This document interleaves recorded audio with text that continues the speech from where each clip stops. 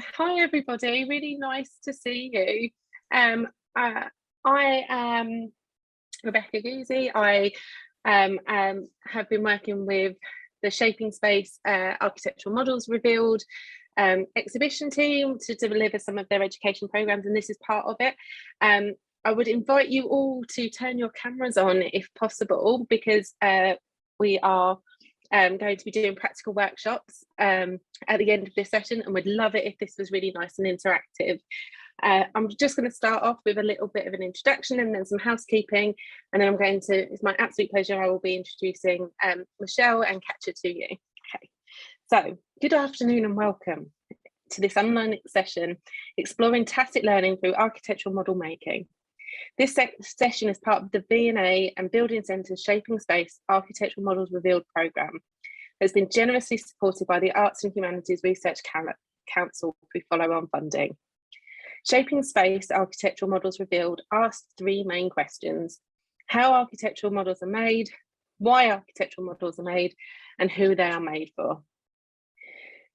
This exhibition hosted a vast landscape of architectural models, including models of historical importance, such as the Royal Albert Hall, and contemporary models that celebrated narratives and flights of fantasy, like the works of Ellie Sampson.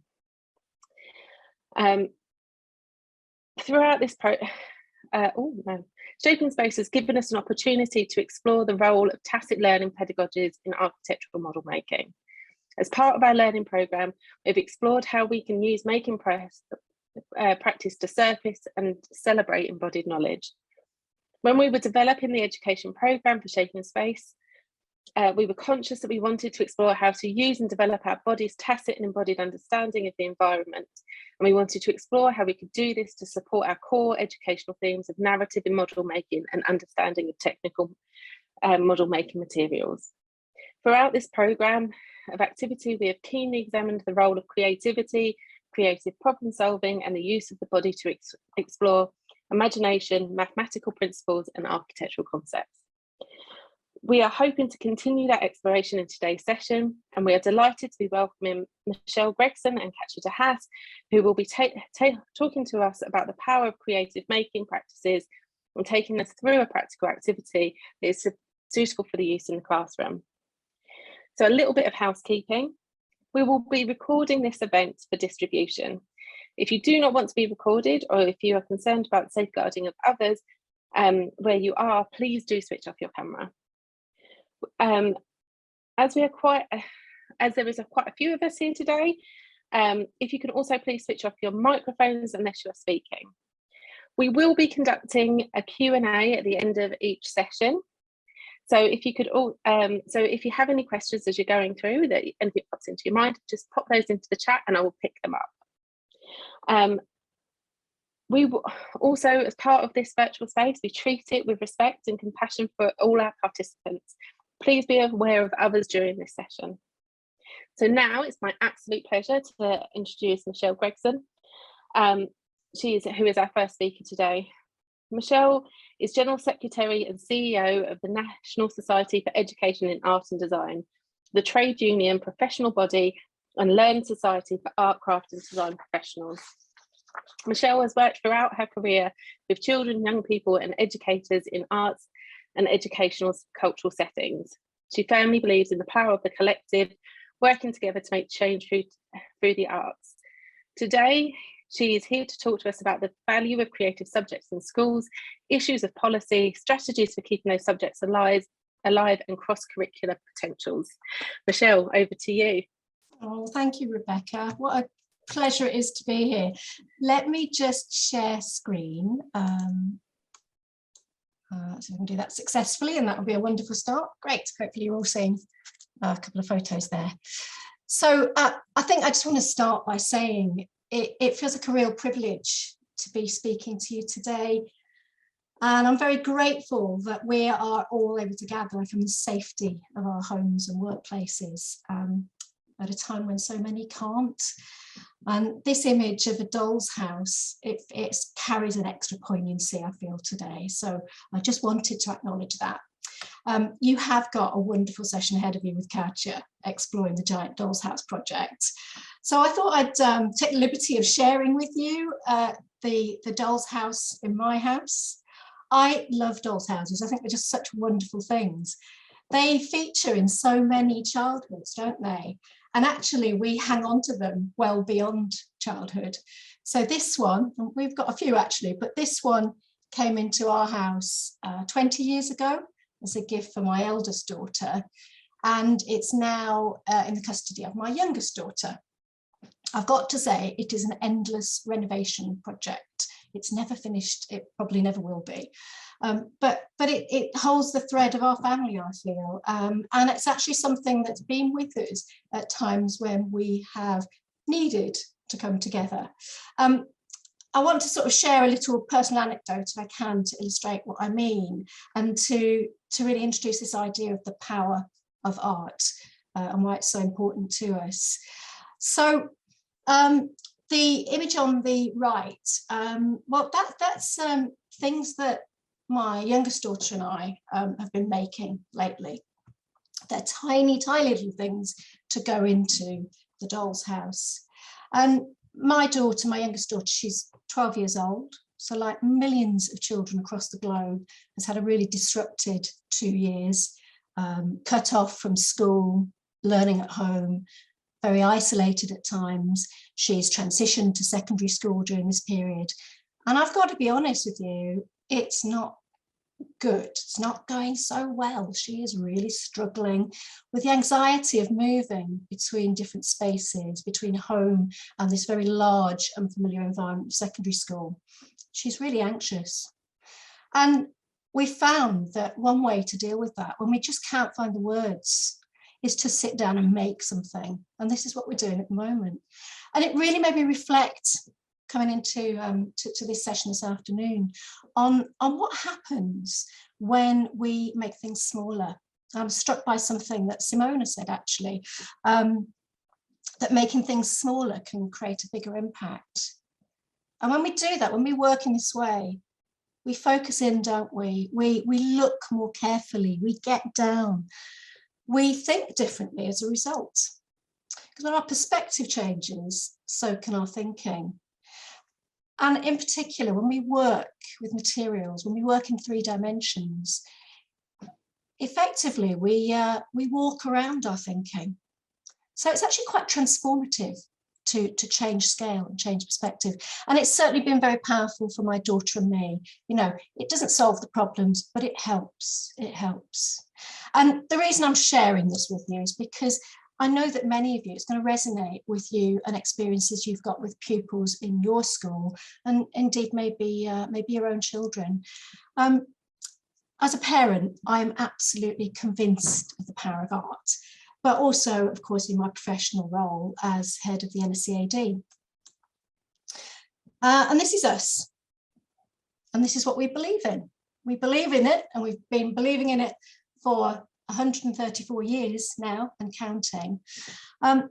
We've been promoting, supporting and advancing art, craft and design for a very long time, do it lots of ways. One way in particular is developing and supporting research in the field. And so this afternoon, I'm going to share with you some very recent research that I think might be helpful for those of you who wish to advocate yourselves for the power of art, craft and design, and to provide and point people to evidence to support your argument. I want to emphasize or point out one thing here, the notion of high quality and access for all, because that high quality really is important. And I want to start by asking, what do we mean by high quality? Well, there is research to help us make those judgments of high quality. And the research I'm going to signpost for you today is something hot off the press. It's a roundup of the evidence, research evidence to support questions around the benefits of art, craft and design education. And it's been done by Professor Pat Thompson and Dr.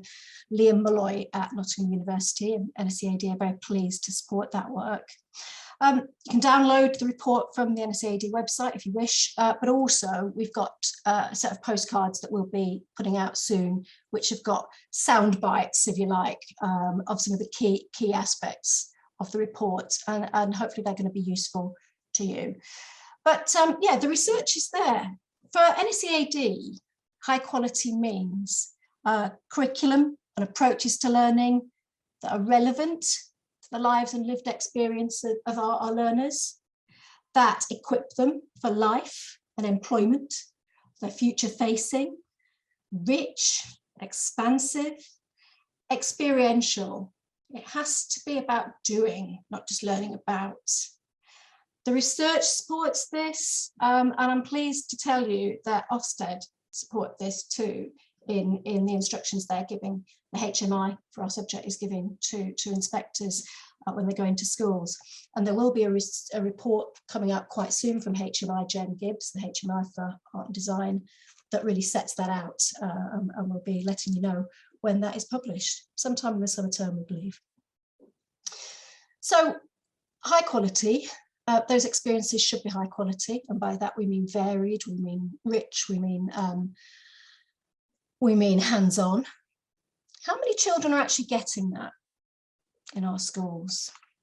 Well, I've got to say, it really does depend on where you live, who you are, what kind of school you go to, and perhaps who your head teacher is and the support they have for the subject. What is true though, wherever you are in the UK, whatever kind of school, certainly in the maintained sector, what happens in the classroom is influenced by politics and policy. And in England, we've had more than a decade of quite a rigid hierarchy of subjects, which puts maths and English right at the top.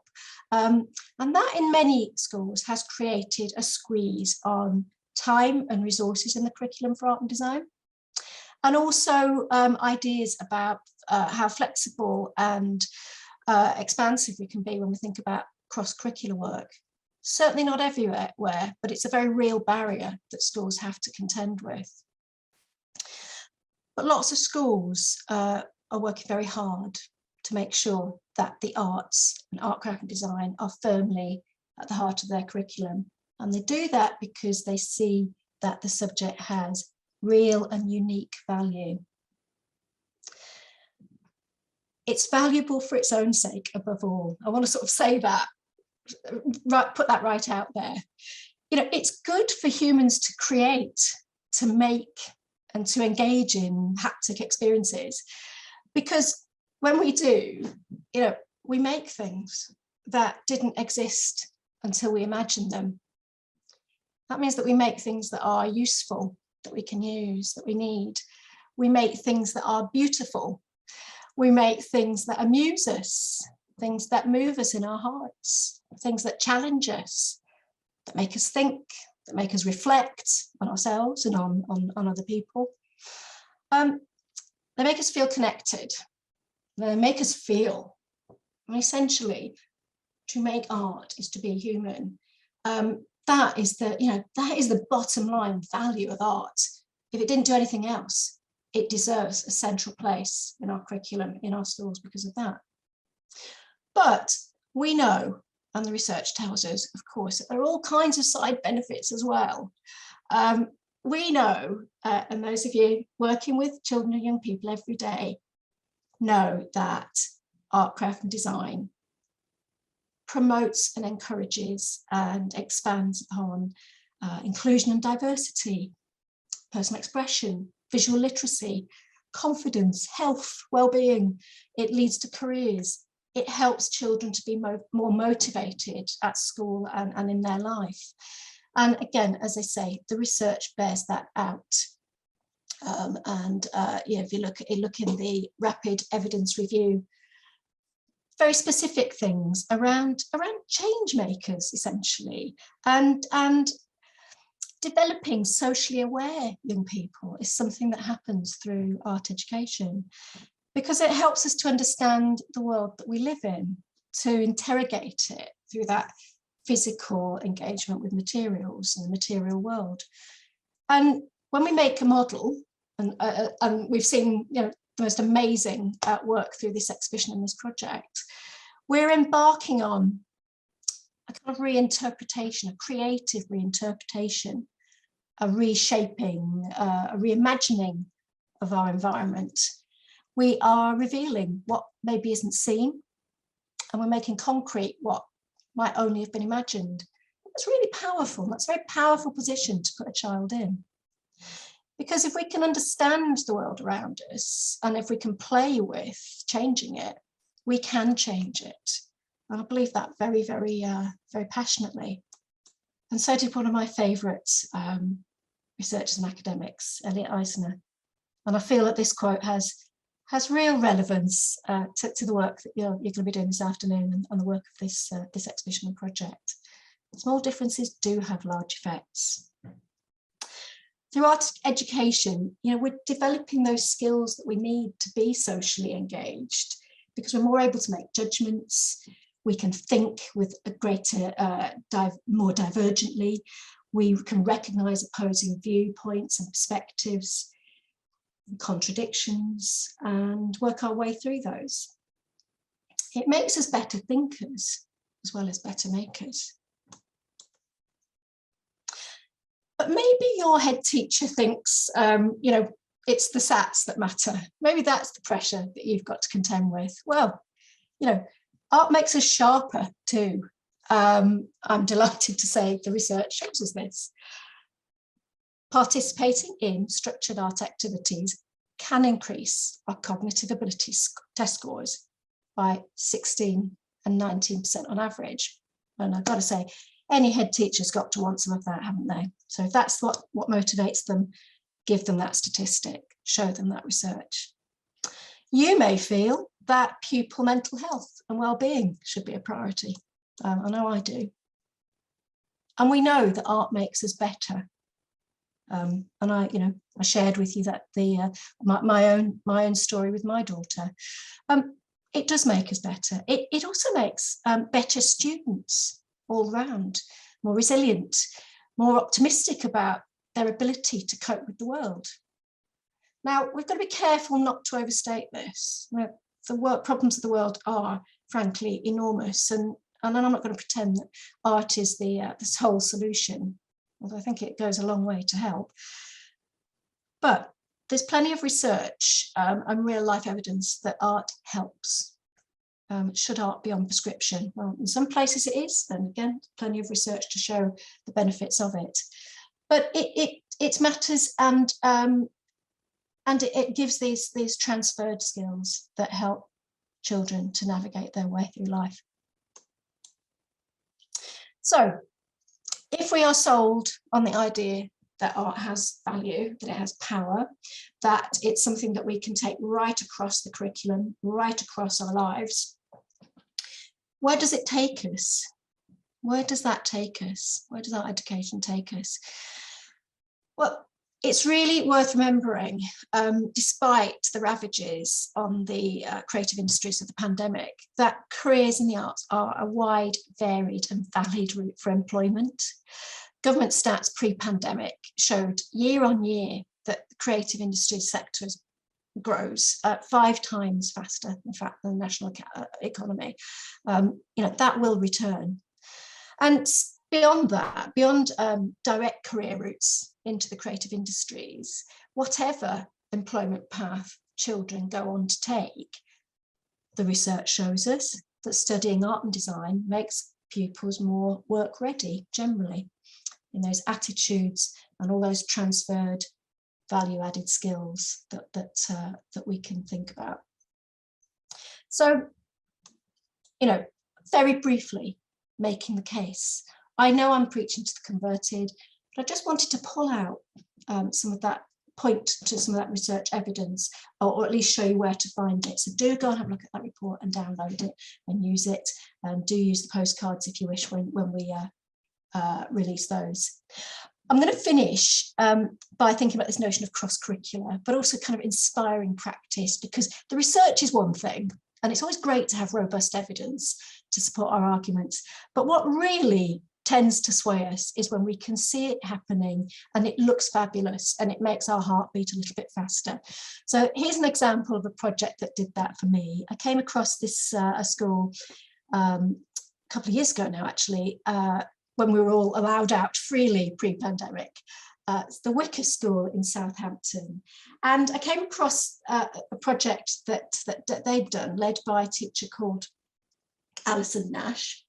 And it was a very kind of ambitious, immersive, cross-curricular project to create a short animation, essentially what it was. It is an inspiring example of what's possible, but I should say it was really well resourced, massive commitment from the head teacher. It was with year 6 children at a time when many year 6 children are just doing SATs preparation and nothing else. And they brought an artist in to really support it and bring that professional expertise. But I think the key thing is what really came out of it with the model making skills and what it unlocked across the curriculum for those children. And what really struck me about the work was the ambition, that this work was just excellent. It was made by children, but it was top flight, and it's indeed. The film was eventually displayed in the Learning Room at Buckingham Palace alongside Her Majesty's Da Vinci collection. They started with an inquiry question, which was Da Vinci the greatest genius to have walked this earth? That's what they were asked to research. Alison figured that if the children researched and answered the question properly, then they'd have the knowledge to build a set as accurately as they could and fill it with beautiful, authentic, tiny items, and also understand the life and times of the great man himself. So I'd like to just, hopefully it'll work, fingers crossed, just show you a little bit of that work, and then you can watch it in full yourself if you wish at your leisure. But I think it's worth having a little peep. So here we go. Let's...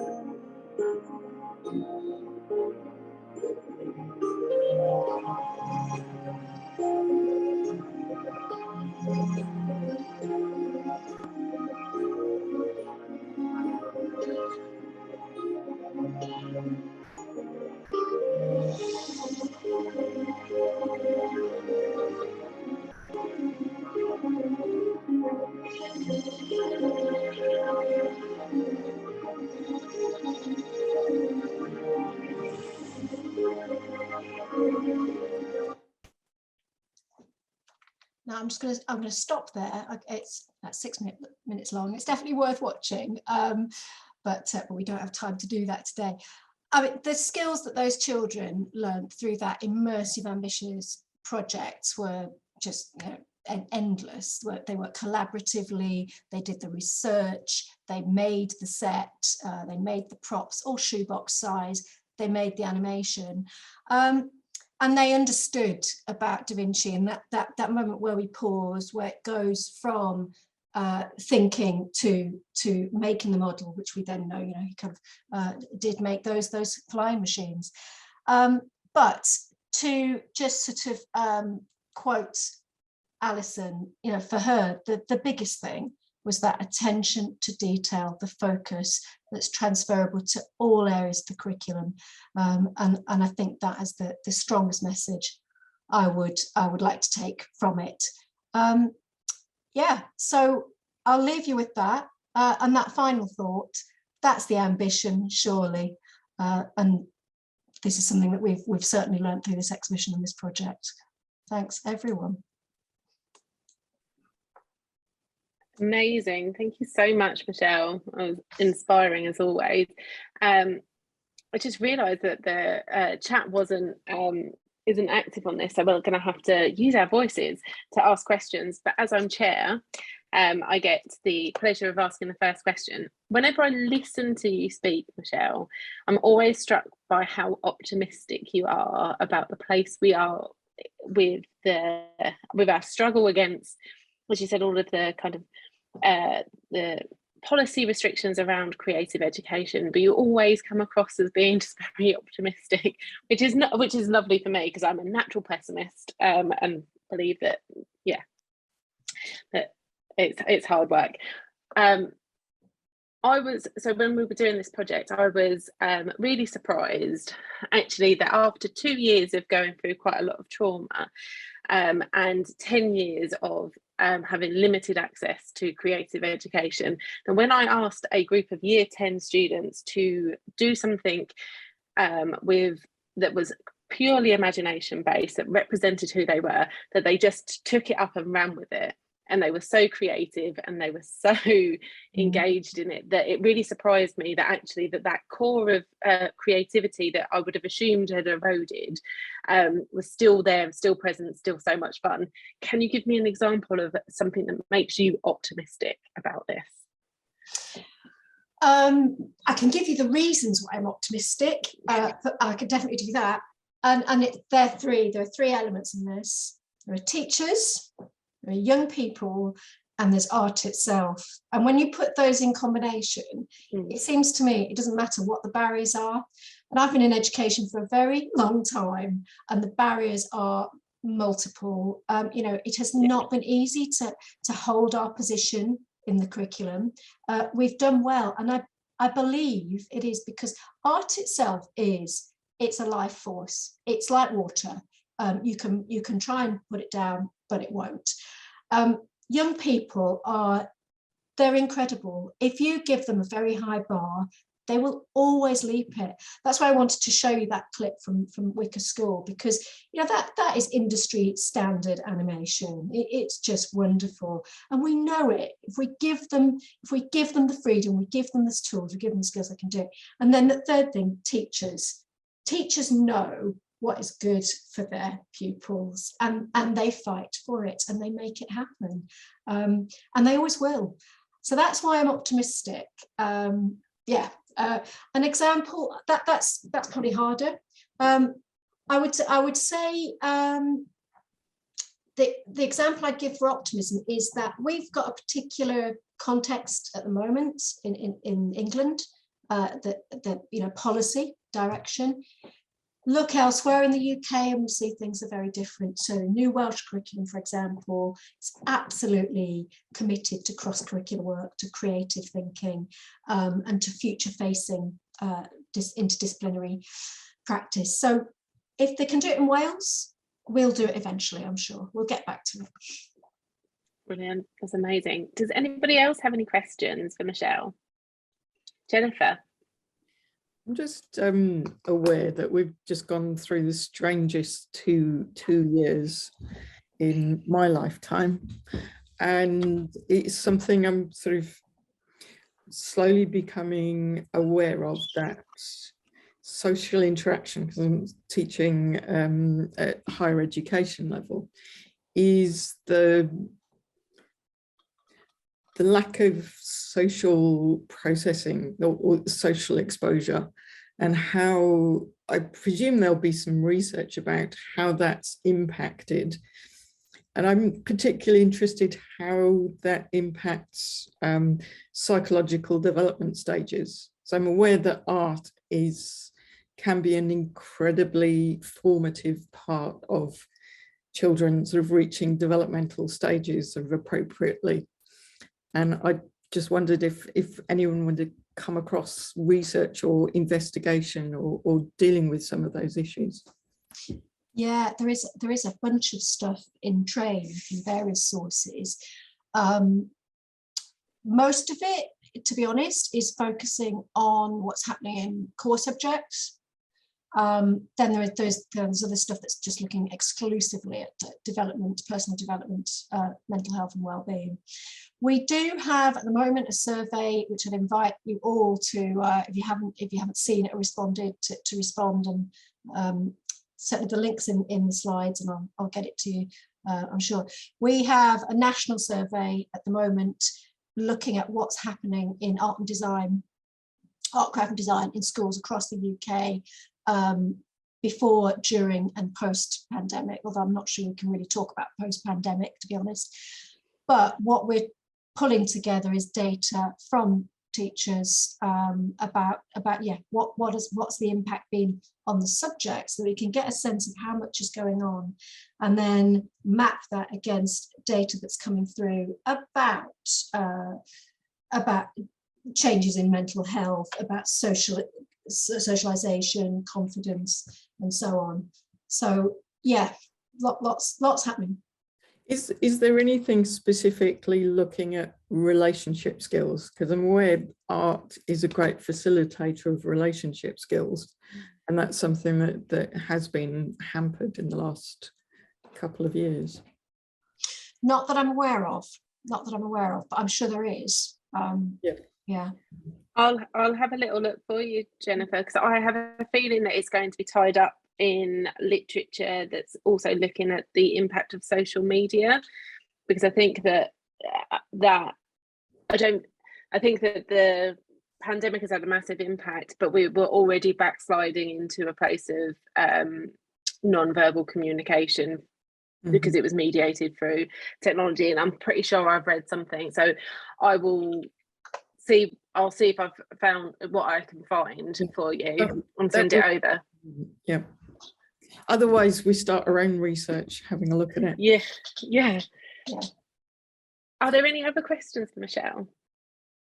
Simona? More than a question, in relation to the last question that Jennifer asked, I wanted to point out two resources and the project that has been led by the V&A in collaboration with the National Observatory of Children's Play and UCL and the Bartlett, has documented play in the pandemic.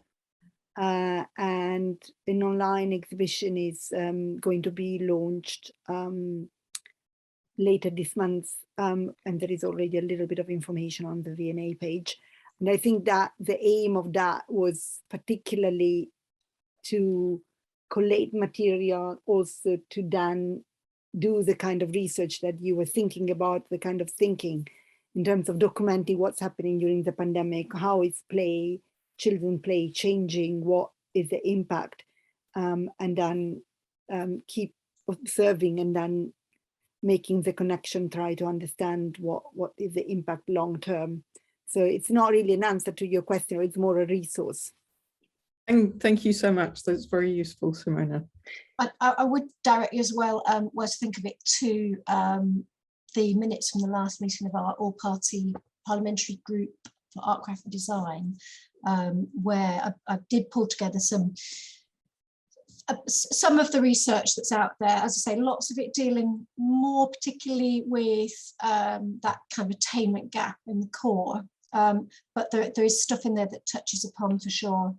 So worth having a look. And we had quite a few presentations there as well that you might be interested in.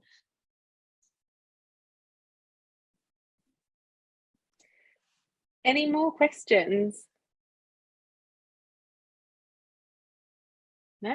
Okay, well then it's time for us to move on, and it's my absolute delight now to introduce you to Catja.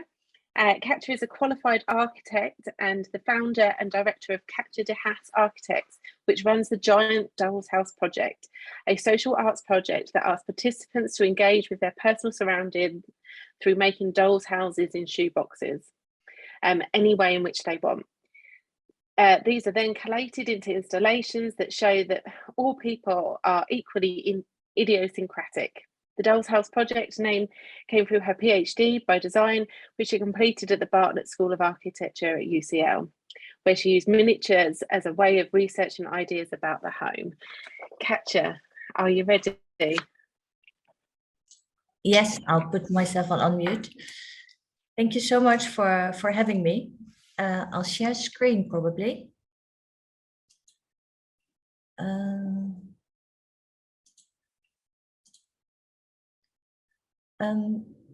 And yeah, and thank you, Michele, as well. There was lots to think about.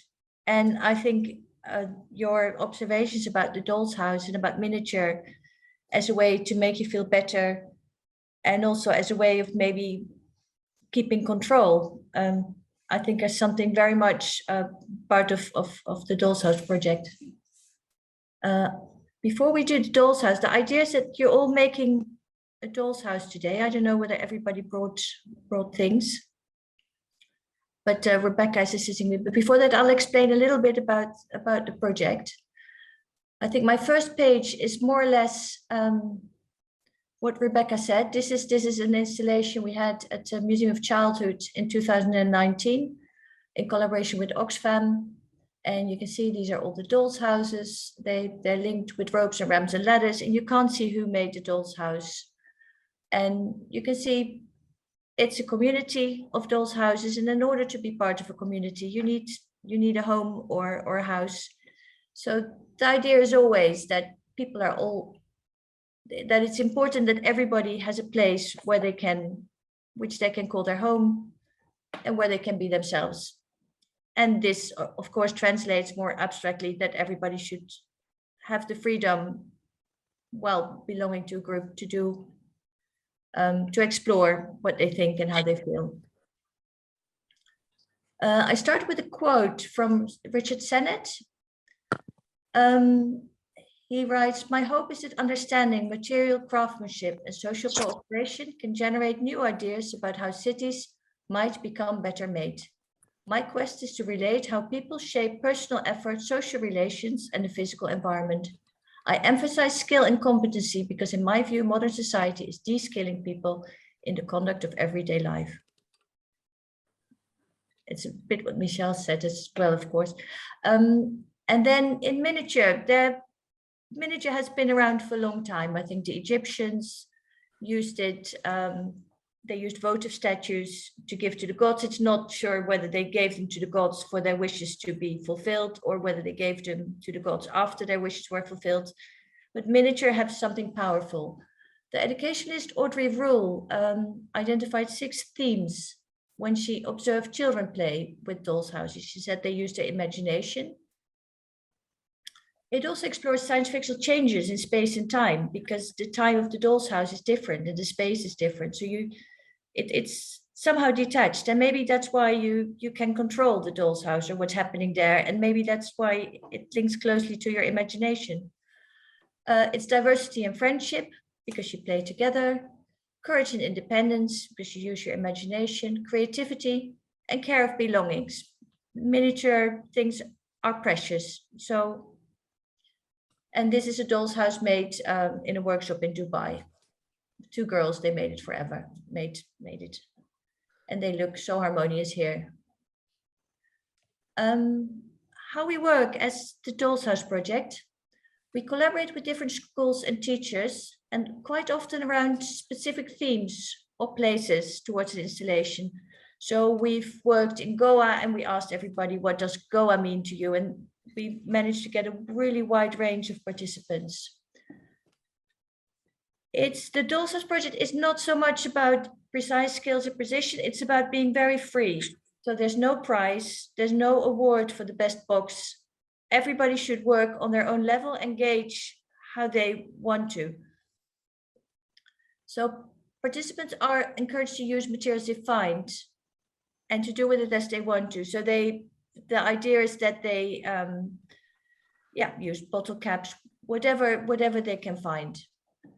They write a short piece about their finished box, and there are no bad or good boxes. All boxes are always included in the installations, provided we can hang them. And they of course use a variety of skills when making the doll's house. I think Michele went into that. Spatial skills, making skills, imagining how things will look like, and just figuring out how you make something by doing things together. By just making and thinking with your hands, participants can come to express their ideas and feelings, and the boxes together make an installation of dreams, hopes, and wishes of the participants. In 2019, we went with Oxfam, we went to Zaatari camp in Jordan, where we made doll's houses with the Syrian residents. And it was quite clear that some of them, and we asked them, what do you want the people in London to know about you? And it was quite clear that some of them really wanted to tell about Syria, and some really wanted to tell what they've been through. But a lot of children wanted to talk about the future. They said they wanted to be a fashion designer, they wanted to have a shop. So it was very interesting. We asked men, women, and children to make doll's houses. So it's not necessarily a gender thing, the doll's house.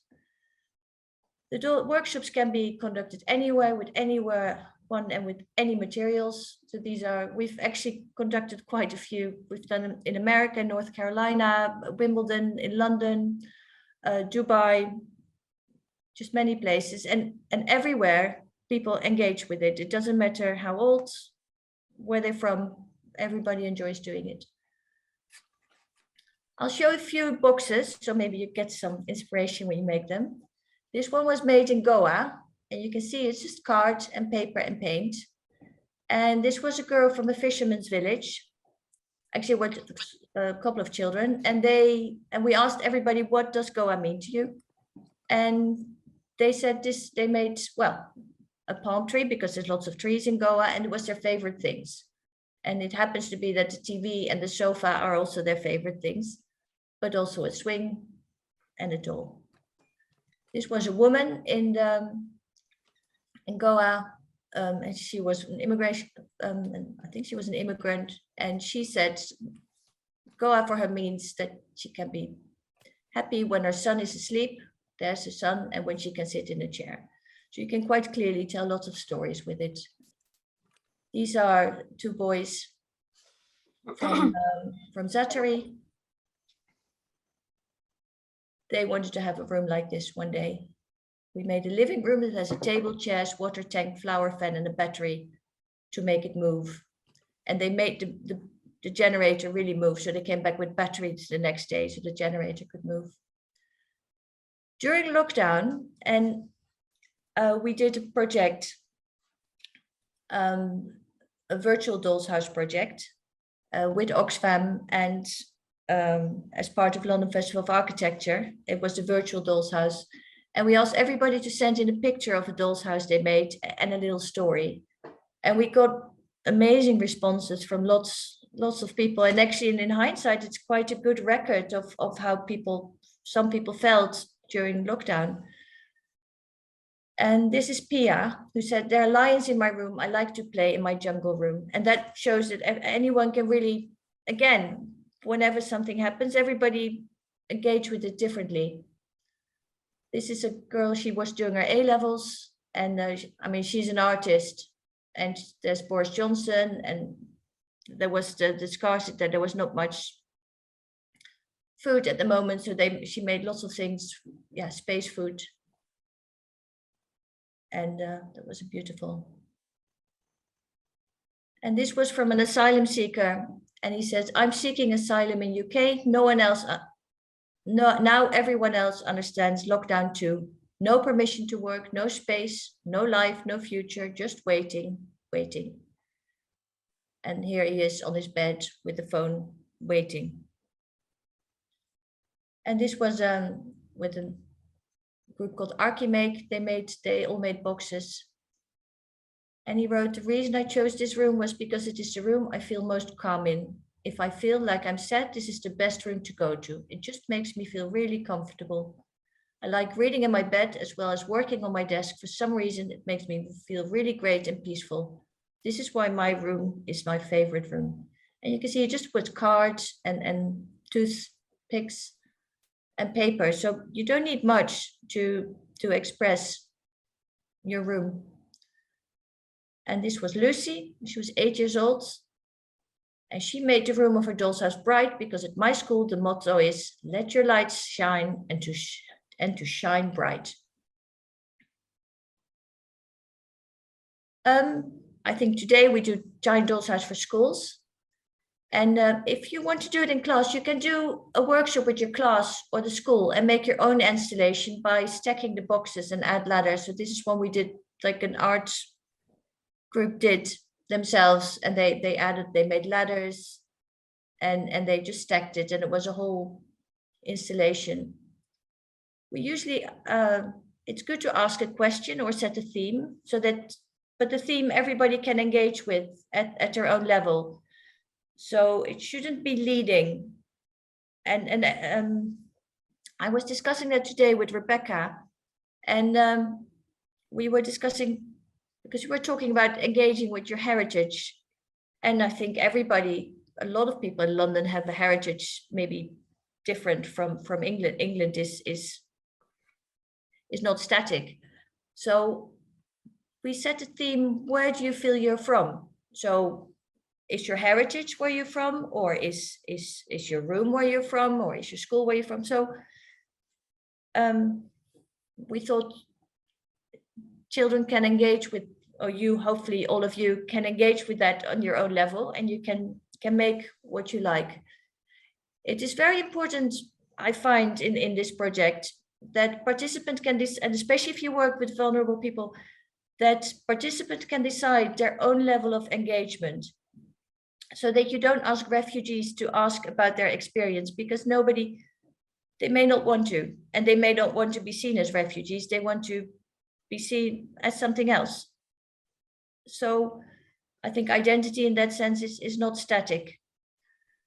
If everybody makes the installation and writes a little piece about their doll's house, you don't have to do that today, but then the installation at school can be the start for discussion. Children can tell about their own doll's houses, and sometimes you can get a figurine or a little doll that can move from doll's house to doll's house, and then you can make stories. We've had some events with storytellers who would link the boxes together, and often in ways that were not intended by the people who made the doll's houses. So if you do it in class,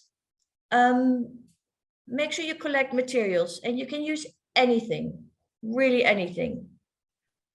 And ask children, if you make it a project in advance for the children, maybe ask them in advance to bring materials, but just make sure you also have materials at school for children who don't bring the materials. And I mean, here I got some things together. It's like an orange net, a little bit of aluminium foil, a bit of plasticine, a pom-pom, some wrapping paper, some pages from a magazine, just white paper, pencils, some buttons, ice lolly sticks, or whatever. You can use anything. Make sure you source boxes. Most shoe shops, if you call them in advance, they will keep all the boxes for when you pick them up. Often people leave their boxes in the shoe shop behind if they buy shoes. Again, if you ask the children to bring a box, make sure you have a few extras, because there will always be children who forget to bring a box. And then they should all get a tray, and then in the tray they can collect materials they want to do the workshop with.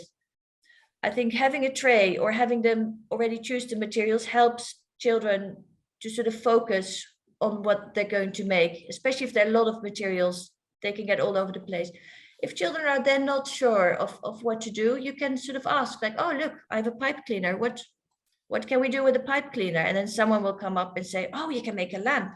And someone else will say, no, you can make a snake. Or whatever. And so you can go, it's a really easy way of getting into the project. And by the time you finish with 2 materials, they're already talking and knowing what they want to make. And then they have to write a short description of the box. So these are 2 boxes, and you can see this is a tin, and then these are the materials we did it with. So I suggest if everybody wants to start, I think Rebecca is also making a doll, so she already painted it.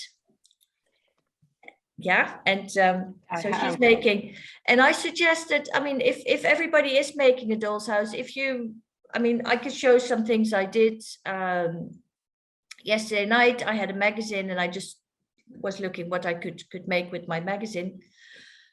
So I can turn off the screen and do that, but I'd really be interested if other people have things they want to make or have questions about, or if they have questions about the project in general.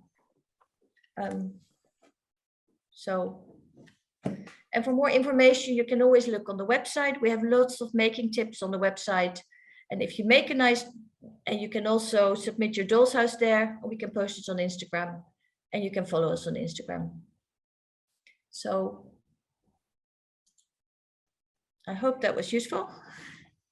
That was amazing, thank you.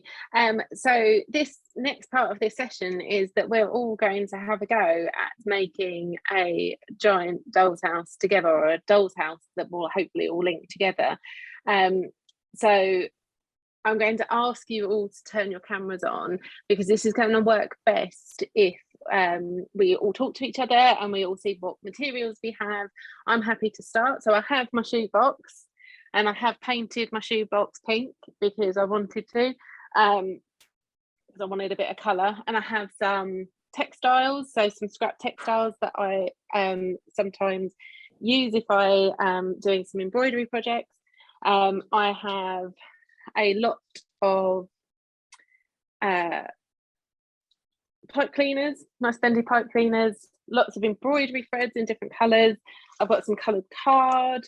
I've got paints with me. I've got lollipop sticks. I've got, what else have I got? I've got magazine. I've got some magazine that I cut up for collaging.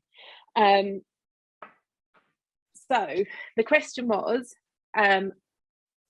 where do we feel like we're from? So for me, I've been thinking about this question a lot today, and I was speaking to Catja earlier about the fact that I have some Romani heritage, and thinking about Romani culture really is it's about family. So what I wanted to do was to create a space that spoke to me about family, and nothing speaks to me more than about family than a family eating together.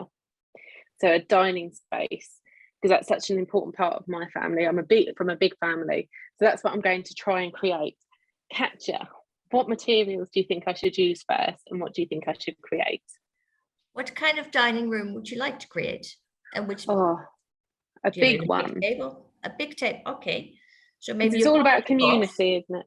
Yes, I've got a box, and it's a nice color. So yes, the color will tie everybody together. And yeah, do you want you want to make all the plates, or all the people and chairs and tables? Oh, I think maybe tables. I think maybe I'll start with a table. Is anybody else making it along with me? I think a table is a really good, we've had lots of tables over the years, and I think a table is a really good piece of furniture that ties people together. It does. I think there's something really important about for my family. I can't speak for other people's families, about eating together. So finding a way to all come together at a particular time of the day to stop what you're doing and to eat together. So what I'm trying to do is I'm trying to be really clever, and I'm using my lollipop sticks to join together. Using my oh god, what are they called now? Fuzzy things. Pipe cleaners. Pipe cleaners. There we go. To join together my lollipop sticks to create planks. Let's see how this goes. What you could also do if you want to make table legs is just, if you just have a piece of magazine, you roll it, you cut it, and then you do like that. It's a nice thing to do as well, isn't it? Can cut the legs on it. That is very simple and effective, Catja. That is a very good tip. There's on lots, how to and then the make other thing I did with this table legs. rolls, make a flower. So you have a little bit of paper, you scrunch it up, and you put it in here, and then you make a few, and then you have a little vase with flowers. The other thing I did yesterday evening, when I was a bit nervous about this, I cut out the crossword. And I think this is something children very often like, is just folding. So you cut, you cut a square, and then you just, I think everybody knows how to make these. There, and you put a bit of glue on it, and you also have a table. I love this as an so I think we're really good at throwing challenges at students, but I think we very rarely throw challenges at ourselves to make things almost out of nothing, isn't it? Trying to make something real out of small pieces that you have lying around. And I think Kirsty, are you making? Yeah. I am making not actually a doll's house, but I'm making doll's house miniatures at the moment. So I'm sort of making tiny cotton reels. I don't know if you can see it. Gosh. With embroidery thread and blank cotton reel things. So there we go, which will eventually become jewelry. Oh, nice. That's miniature. So that's what I'm up to, but I'm really enjoying watching everybody else make at the moment, especially you, Rebecca. Yeah, I'm really going for it. This is the top of my table. Oh, I love it. It's really good. Yeah, I'm too much of a perfectionist though, because I want all of my planks to line up, and they're not. Are you making, Jennifer? I'm playing with paint. Playing with paint. What are you creating?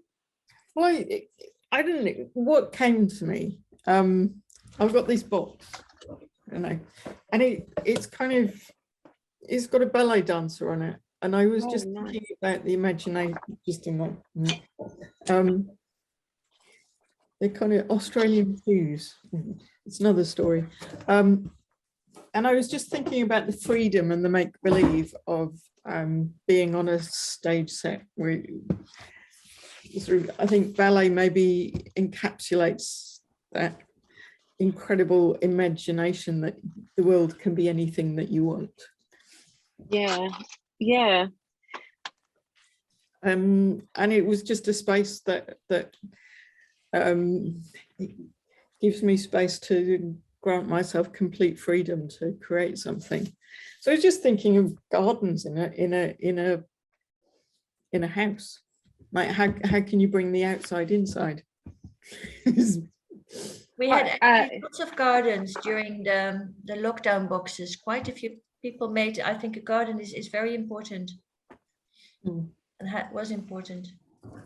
Yeah, maybe that's it. The boundary between inside and outside, and I think especially in the winter, because you weren't going out much at all, and you didn't want to go outside because it was either wet or cold or windy.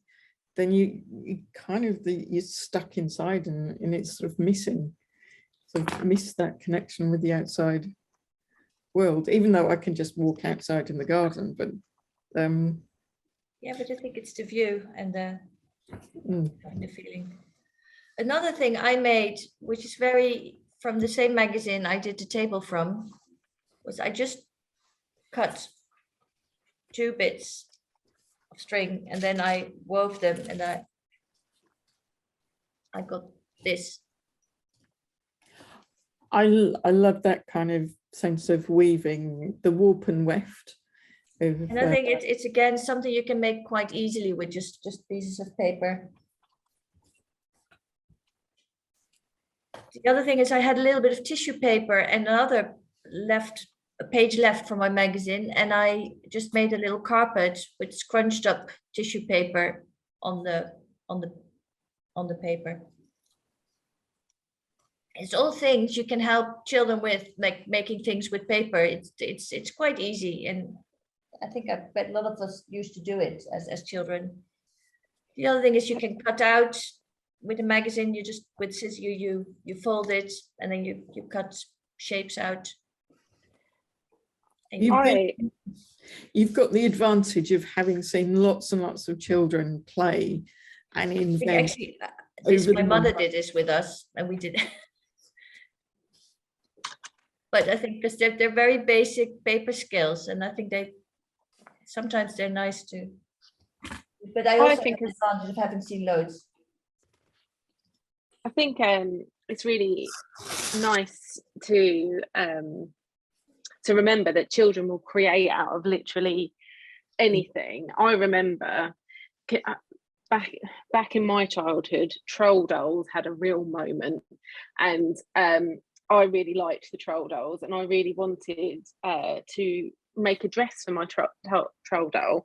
I had nothing to make a dress from, so what I did is I dried baby wipes, because they're quite like fibrous. I dried baby wipes to use as a fabric to create a troll doll dress.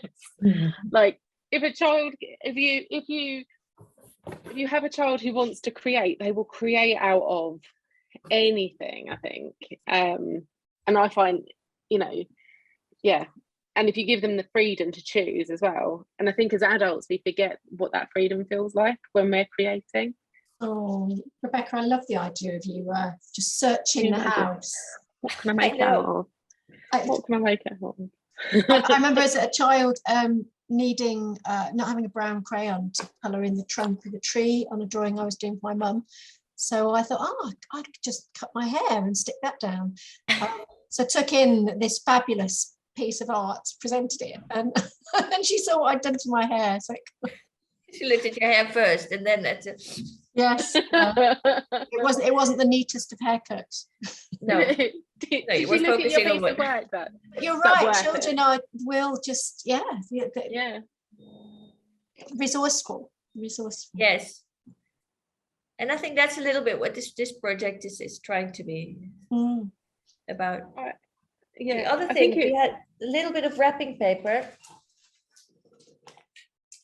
It's also learning to look at what you can use. This is the wrapping paper. It has flowers, and you can just cut out the flowers. It's that divergent thinking, isn't it, Catja, where you think differently and you take a kind of non-linear train to come up with solutions, and children are so good at that, when they're given the opportunity. Well, they're probably they're not as concerned about getting judged. I think as we get older, we become so obsessed about the reactions of other people, and as a kid, you kind of you don't have as much awareness of other people in a good way, sometimes in a bad way, and it just gives you much more freedom as to what you can do. Not so much awareness of rules, which is a really good thing. But I think it's funny because we've had different schools doing it, and then some schools they get quite a prescriptive task and several like specific materials to use, and even that sometimes is very nice, and then other schools let the children just free, and those are the most interesting. And they're also the most boxes which maybe are not as presentable as the others, but at least they're much rawer and nice, and the children all had fun. So have you, in your workshops, Catja, have you noticed sort of the dichotomy between product and process? And I think you have the end result that is an object, but then there's a kind of a dance that takes place in the production of that object. And sometimes I think that dance can be as powerful or even more descriptive than the end result, because you've got the actual players of the children in 3 dimensions in time and space. Yeah, I mean, it's not, we don't always do it with children only, and I think it's really funny to see how children are very spontaneous, and they know what they're doing, and I think, yeah, they're very, some of them are very determined. But I think we've done so many that what I can say is that they are really all different. Mm-hmm. Some children spend ages making the most amazing things, and then the result isn't as amazing, and others do hardly anything, and then it looks amazing. So I think it's yeah, process and product are not always related. And actually, process is the most valuable, I would suggest. Yes, I think so. The object record of the play. Yeah, I think, but it's also, we had one year I did a project in a school, and there were 2 girls, and they made a mushroom lamp. No, not a mushroom lamp. It was a marshmallow lamp. They brought a marshmallow, and they had a whole bag of marshmallows. So in the end, in every single doll's house in the class, there was a marshmallow lamp, slightly different. And I think that's sort of great. So they sort of help, and they start talking to each other, and then they start advising. Sometimes if you let them bring it home, I think mothers get involved. We once had a doll's, like, well, we say any doll's house go, but this one was like 6 boxes stuck on top of each other. It was like a mansion. And then the mother came in and she said, yes, I always wanted to be an architect. So that, I mean, they made a huge thing. I love that as an idea. The whole family projects their dreams sometimes on what is being done at school. Well, maybe, you know, that idea that your parents, like when you take a project home and you inspire your parents to start making, that becomes such a memory for children, that they can, you know, the creativity of their parents, and that it's a valid way in which to express themselves and to explore themselves. I think that's such a great story.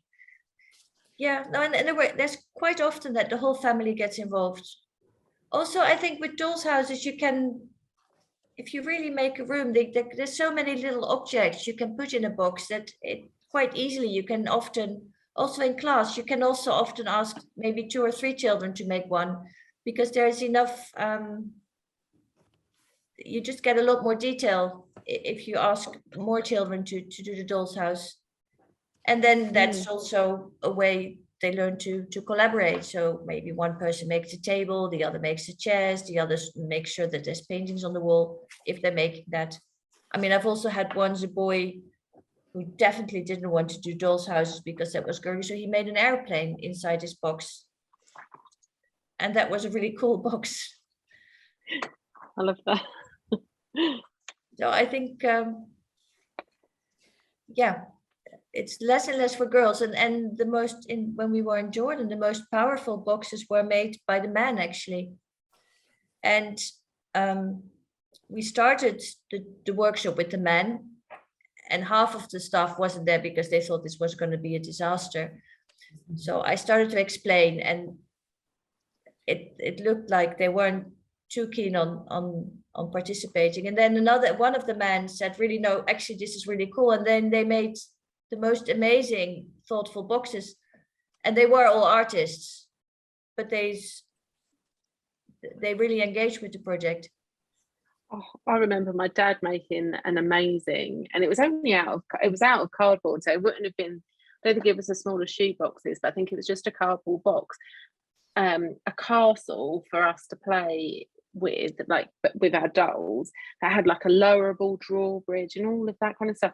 Like that kind of creativity where you're encouraging you, like the idea of play as well, intergenerational play, again, is really powerful. Yeah. Yes. So that must have inspired you then. What you're doing now. Yeah. Sometimes. Yeah, look at that. I've got the table. Oh. The table is going in. The session we're it testing. may well.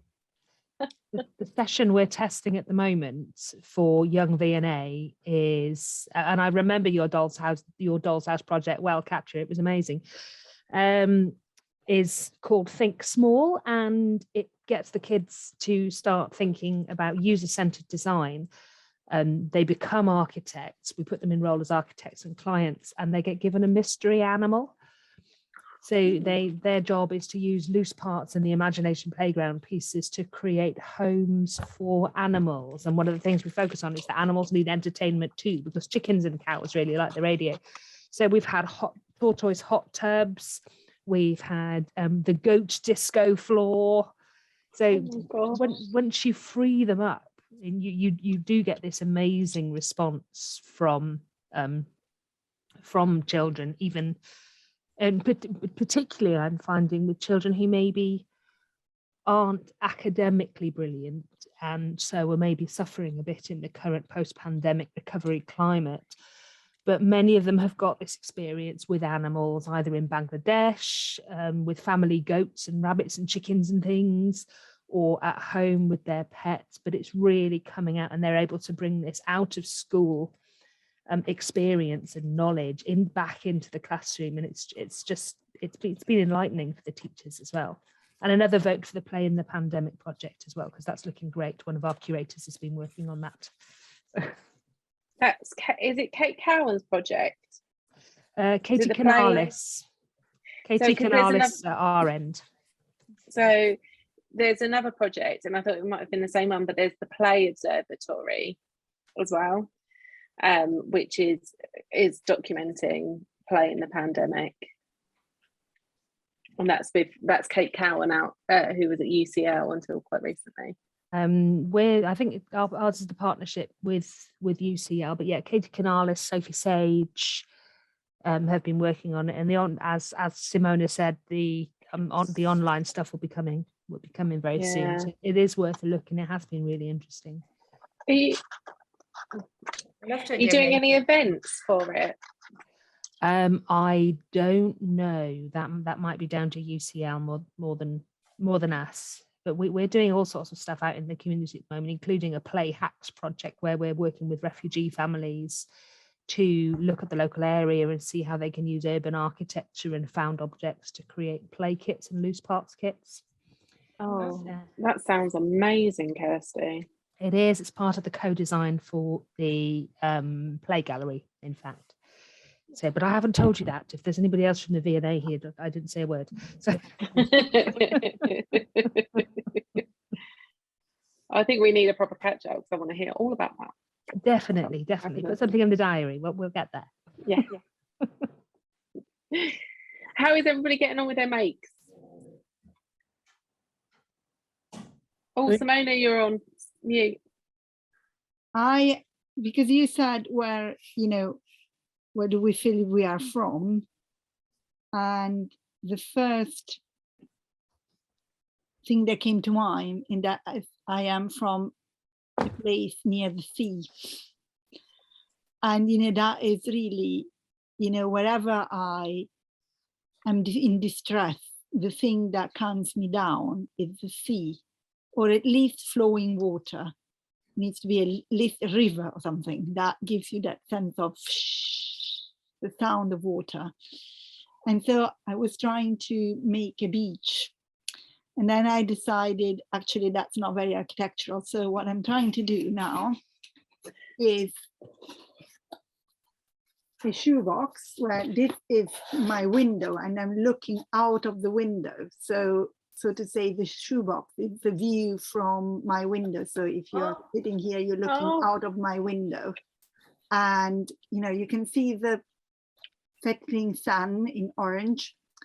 And I'm trying to work out, this is for sand. That's perfect.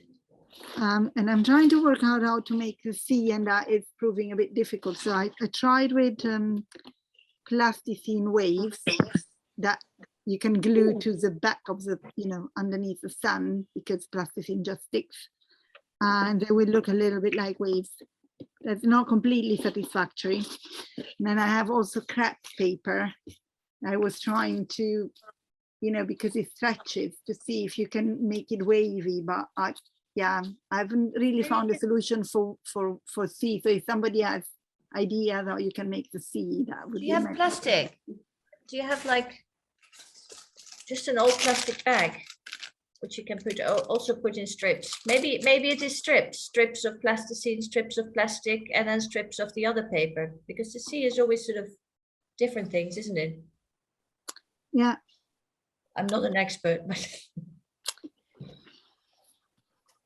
or you just paint it and then put yeah, but it does need to be kind of three-dimensional to give me satisfaction. So I will report if I can find a solution.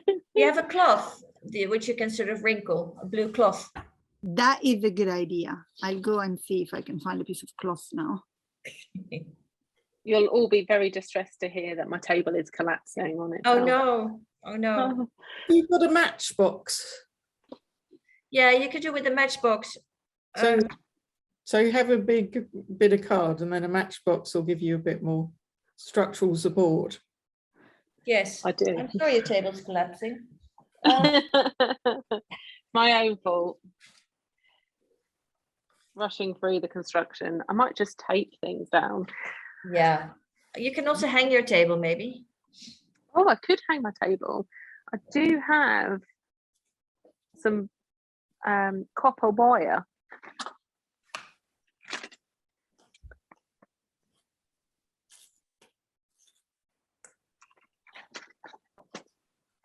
Other things that are quite useful are sort of takeaway boxes, which you can either do as a lamp or maybe a basket for animals or chair.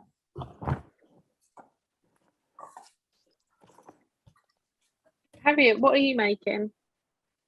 I can see you making along. Because you were making a table, I decided to make a chair. But I've only got post-it notes of different colours. I didn't want to use too many, so I've gone for a single base.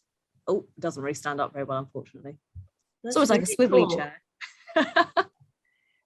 That is so impressive. And then to go with it, I'm now trying to make a table kind of a similar style. So I went with Catja, your like leg thing, splitting it out at the top. And I'll put a little base on it. And then maybe make a matching. You can see that she's the co-curator of the Shaping Space exhibition, you know. For a long time now.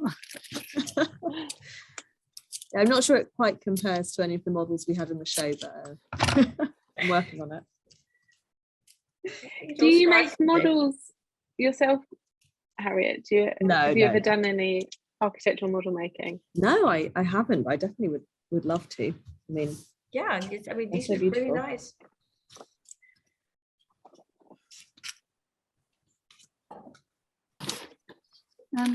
For those of I don't know how many are on the call that are teachers. Do we have any teachers on the call? Yes. And I was wondering, you know, if you see the potential of activities like this and of model making in particular in your classrooms, and you know how you envisage that could be used.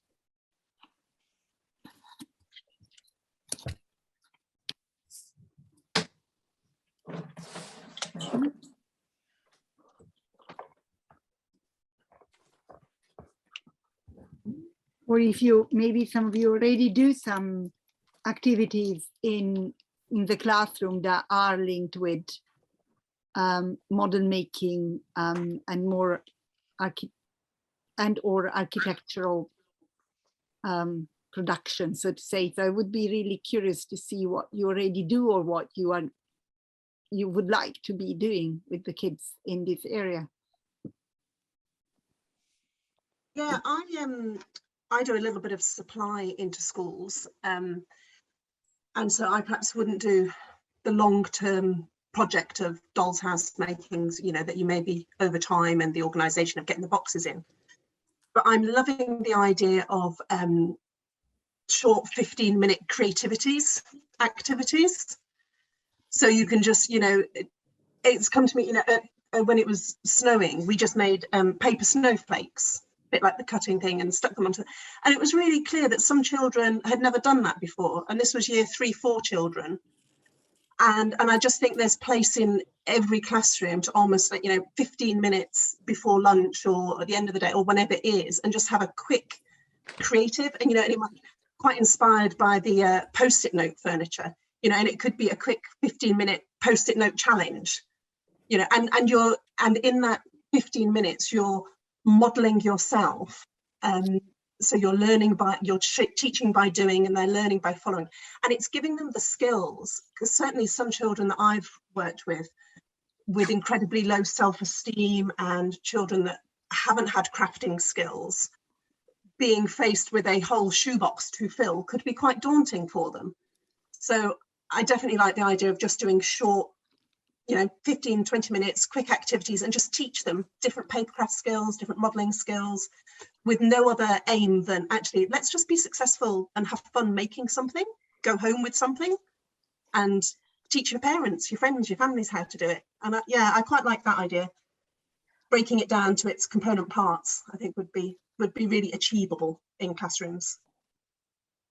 I used to do something very similar, and I used to call it thinking hands. So when they were given time to think about a project, I would put the materials in front of them and be like, right, okay, use those materials to think out your problems, to think out like what the concept is that you're trying to understand.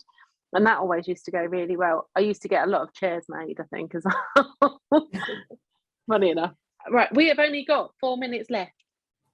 Has anybody got any questions for Catja?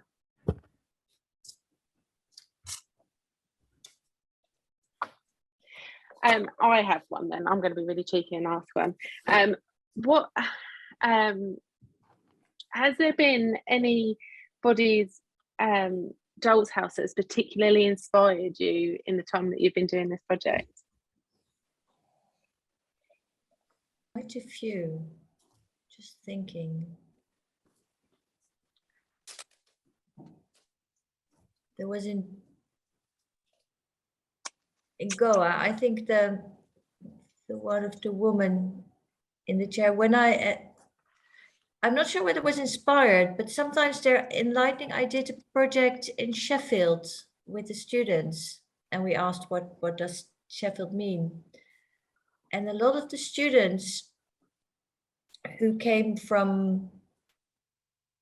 not come from Sheffield, they made boxes with lots of rooms and say, this is Sheffield, everybody eats in their own rooms. And then she made one big room, and she said, this is at my house, we always eat all together. So I was surprised that you made the table. We had a box, some really beautiful ones. I think when we posted on Instagram today, she said it's about accommodating, and she made lots of figurines, but she was an artist. I think sometimes children get it, like the one I just showed about the jungle room. This is my jungle room, and that's it. I find that if you're on your own in lockdown, and that's what you do. And then there was, I think during lockdown, there were many inspiring and very impressive dolls houses, which really showed how people felt.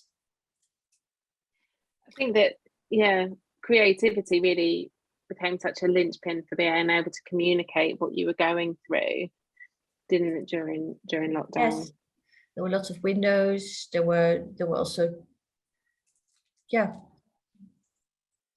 That's amazing. Any last questions for Catja before we leave? Because we're leaving in a whole minute. That's a big thank you, I think. Yes, this has been amazing. Wow, nice dollhouse. Oh my gosh, grown that's amazing. down there. Can you show? That is so sparkly. I love it. Oh, Jen. Oh, wow. Oh my gosh. Oh. That's quick. Beautiful. Tearing paper and paints is beautiful, Jen. Okay. Will you be all, Yeah, will you all be spending the rest of the evening? that's the result so far. Oh, beautiful. Oh my gosh, Simona, Lovely. You amazing. can see it's the sea and the beach and the sun. I mean, it's Yeah, so very effective. that's my windowsill, and Yes. then that's the beach.